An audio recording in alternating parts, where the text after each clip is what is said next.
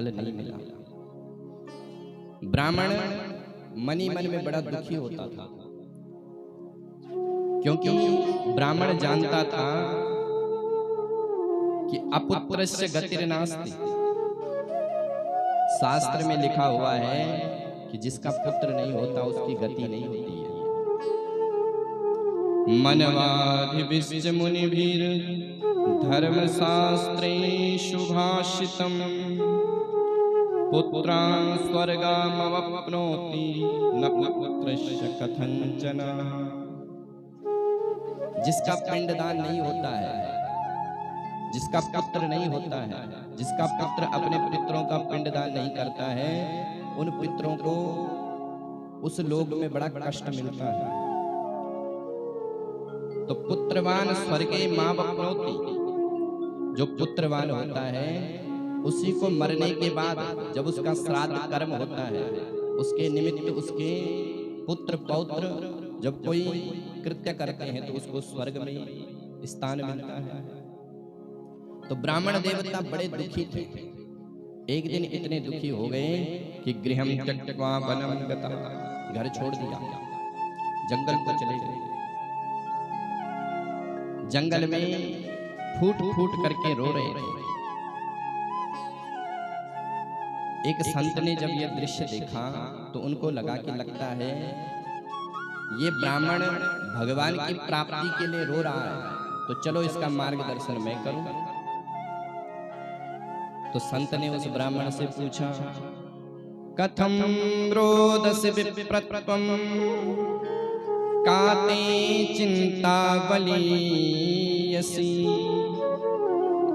वदत्वं सत्परं मह्यं स्वस्य दुःखस्य कारणम् स्वस्य दुःखस्य कारणम्।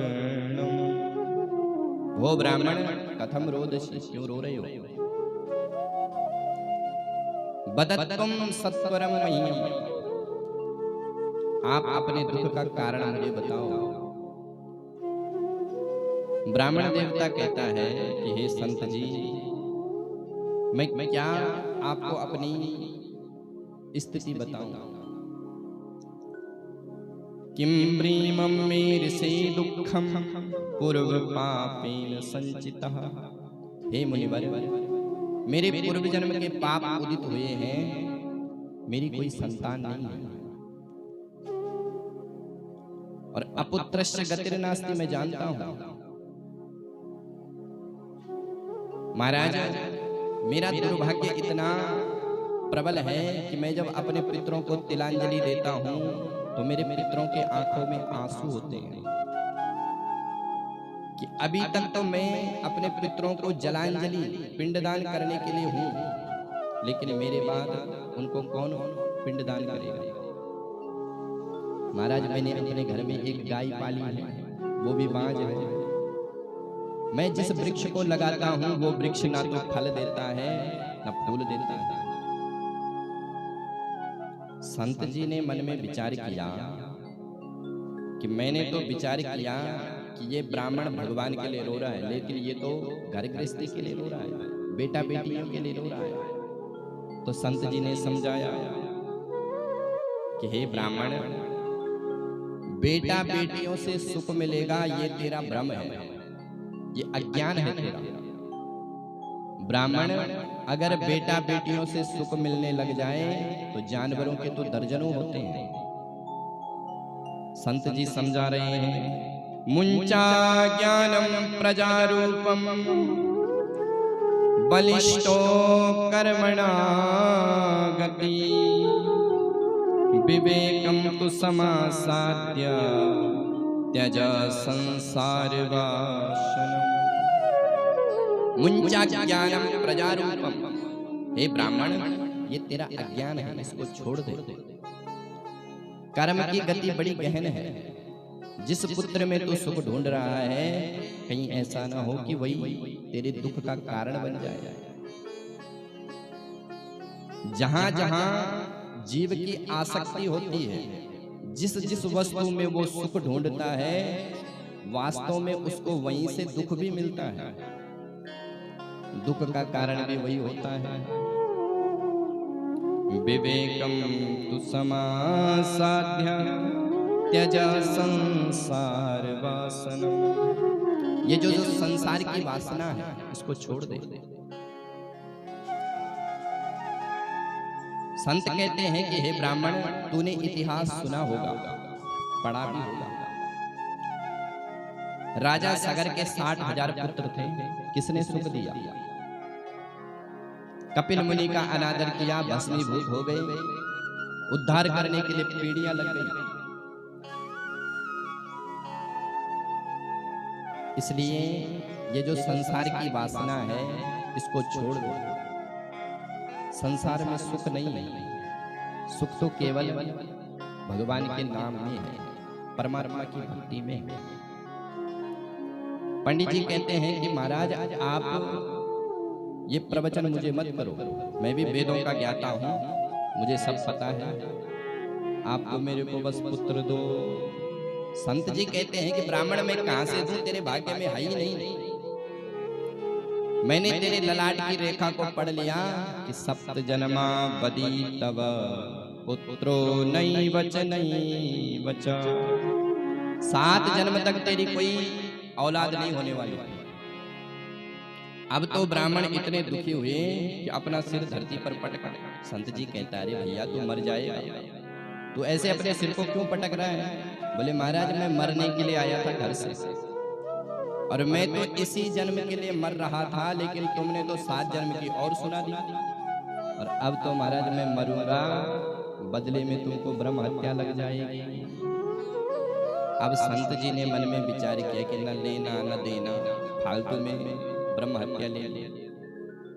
ब्राह्मण कहता है महाराज दे रहे हो कि नहीं? बोले नहीं दिया। तब बोले नोचे त्यजा में हम प्राणस पदक्ते शोक मूर्छिता, अभी तुम्हारे सामने मर जाऊंगा। अब तो महाराज संत जी इतने घबरा गए कि संत जी ने मन में विचार किया कि इसको कुछ आशीर्वाद देना चाहिए, नहीं तो ये मर जाएगा। तो उसी समय संत जी ने अपनी झोली में हाथ डाला और वहां से एक सुंदर फल निकाला और पंडित जी को दे दिया। इदम भक्ष्या पत्न्या त्वं तदा पुत्रो भविष्यति। हे ब्राह्मण, तू अपनी पत्नी को ये फल खिला देना, भगवान की कृपा होगी तो अवश्य तेरा एक पुत्र होगा। अब तो महाराज पंडित जी महाराज बड़े प्रसन्न हुए कि संत बड़े दयालु होते हैं, बड़े कृपालु होते हैं। संत जिस पर कृपा कर ले उसके भाग्य में जो वस्तु नहीं है वो भी प्राप्त हो जाती है। अब तो ब्राह्मण ने हाथ जोड़े और कहा महाराज इस फल के खाने के नियम बताओ, कैसे खाएं? तो संत जी नियम बता रहे हैं, सत्यम शौचम दया दानम एकम भक्तुम तु भोजनम वर्षा विधि स्त्रिया कार्यो तेन पुत्रो ति निर्मला। सत्यम शौचम, जब तुम्हारी स्त्री गर्भिणी हो जाएगी तो उसको कहना कि सत्य बोले, झूठ न बोले, शौच से रहे, पवित्रता से रहे। एकम भक्तुम तु भोजनम, सात्विक भोजन करे। तामसिक भोजन गर्भिणी स्त्री को नहीं करना चाहिए।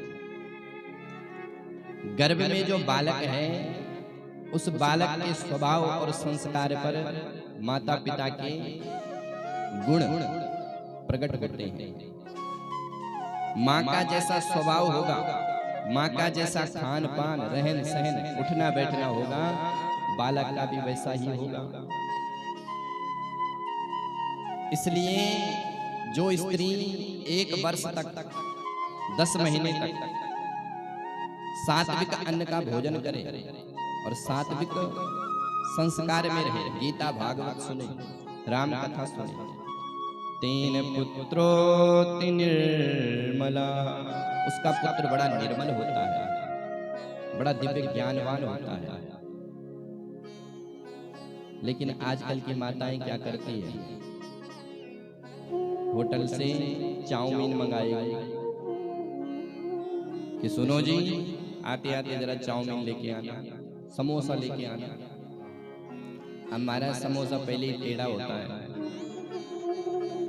अब टेढ़े को खाएगी तो सीधे को जन्म कैसे देगी। ईंट सांचे में बनता है, सांचे में अगर ईंट टेढ़ा हो गया तो फिर चाहे महाराज उसको कितना भी प्रयास करो वो सीधा नहीं हो सकता है। ध्रुव प्रहलाद की आप कथा सुनते हैं, प्रहलाद जी ने मां के गर्भ में ही भगवान का भजन करना सीख लिया।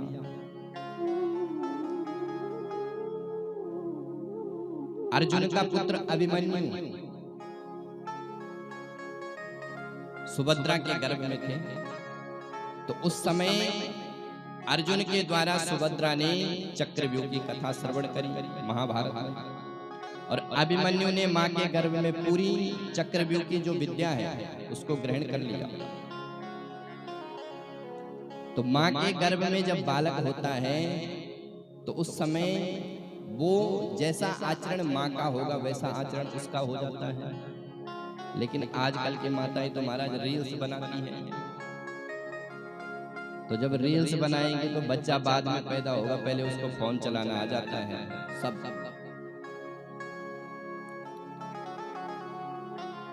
तो संत जी कह रहे हैं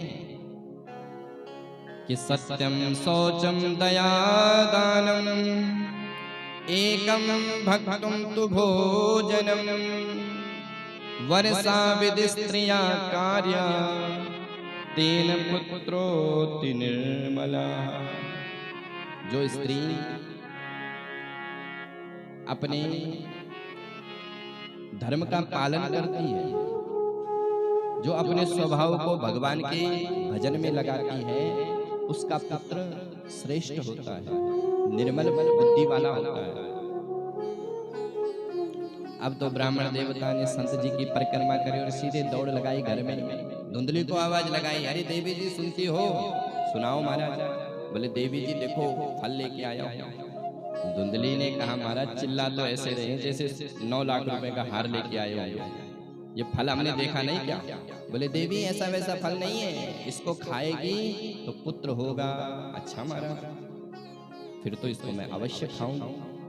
अब धुंधली ने वो फल ले लिया, इतने में पड़ोसी आ गए, धुंधली बहन क्या कर रही हो। बोले बहन मेरे पतिदेव को किसी बाबा बैरागी ने फल दिया है और कह रहे हैं कि इसे खाओगे तो पुत्रवान होगी।